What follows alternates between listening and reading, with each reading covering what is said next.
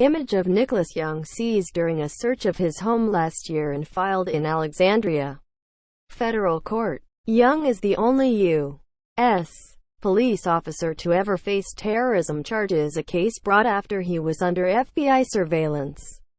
During 6 of the 13 years he patrolled the D.C. metro system. A former police officer for the D.C. metro system was found guilty Monday of trying to help the Islamic State, making him the first law enforcement officer nationwide to be convicted in a terrorism case.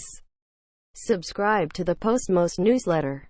Today's most popular stories on the Washington Post. Nicholas Young, a 38-year-old Muslim convert from Alexandria, VA, faces up to 60 years in prison after only a few hours of deliberation. A jury in federal court in Alexandria found he obstructed justice and offered financial support to a friend he thought had joined the terrorist organization. In fact, the man was an undercover informant who befriended Young as part of an FBI sting operation. Nicholas Young swore an oath to protect and defend, and instead violated the public's trust by attempting to support ISIS. U.S. Attorney Dana Boente said in a statement, Young was under scrutiny by the FBI for 6 of the 13 years he patrolled the public transportation system of the nation's capital.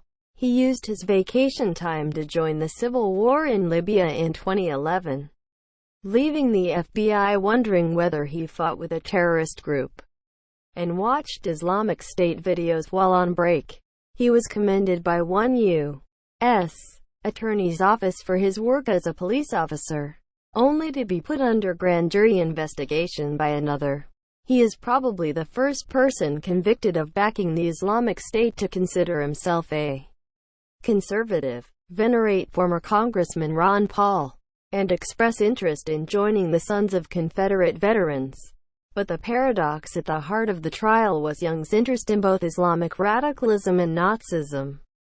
Young dressed up as an SS officer in World War II reenactments and had a tattoo on his arm celebrating his unit. He also collected literature advocating violent jihad and watched Islamic State videos.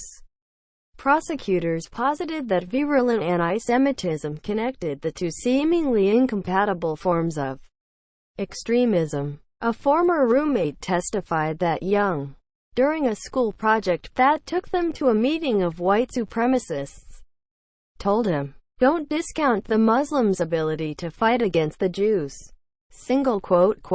On Young's computer was evidence that he had researched historical links between Nazis and Muslims. A law enforcement officer who met him while working undercover said Young and his friends often insulted Jewish people. Young did not testify, but his attorneys argued Nazism was emphasized to obscure the coercive nature of the investigation. In interviews this year, Young and his sister said that prosecutors had twisted comments made in jest and isolated the most incendiary artifacts from a huge historical collection. Born and raised in Northern Virginia, Young attended George Mason University, where he participated in ROTC and the Muslim Student Association. He left college without a degree and worked in security before becoming a Metro Transit police officer in 2003. Although he was critical of American power in the Middle East, Young insisted he never celebrated civilian deaths or encouraged an informant he knew as Muhammad, or Mo, to join the Islamic State. "Follow your conscience," he told him. According to defense attorneys, you can change your mind. But in online conversations with the informant shown in court, Young did seem to at least excuse terrorist attacks as justifiable responses to what he said were Western provocations. "All they have to do is be nice, like not killing us," he wrote after a terrorist attack in Paris.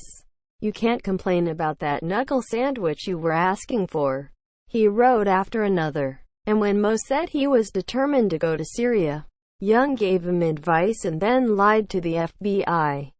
He asked about people he had met in Libya and suggested the Islamic State was Syria's best option. The West and its puppet coalition are almost competing with Russia to see who can pummel that country the most. He wrote, everyone needs to join under one banner to repel them. Finally, when Mo last summer said Islamic State fighters needed Google Play gift cards so they could correspond with recruits on encrypted messaging applications, Young sent $245 worth. Young first raised the suspicions of his colleagues in law enforcement in 2010 at a dinner party where a friend of his from college was being trailed by an undercover officer. According to testimony, the officer, using the pseudonym Khalil Sullivan, testified that he was eventually told to stop talking to Young and focus on another target. A couple of years later, Mo met Young while informing on a man named Peshwaz Ways, who was later arrested in Texas for making terrorist threats. In between, Young went to Libya and fought dictator Muammar Gaddafi. When he returned, he was interviewed by FBI agents, one of whom repeatedly encouraged him to become an informant himself. However, at trial, Special Agent Nick Castleton said that approach was a ruse designed to keep Young in the FBI's sights. Young was aware that he probably was being watched. When he and Mo talked in person, he took the battery out of his phone. He later corresponded with Mo through an email account he accessed at a FedEx store, and he sent the gift card codes through a new phone and new account. He owned a large array of weapons and a scanner to check his home for recording devices. I don't trust anyone. I'm suspicious of everyone, he said in one recorded conversation. Later, he added, in some office, I know our pictures are up on some wall.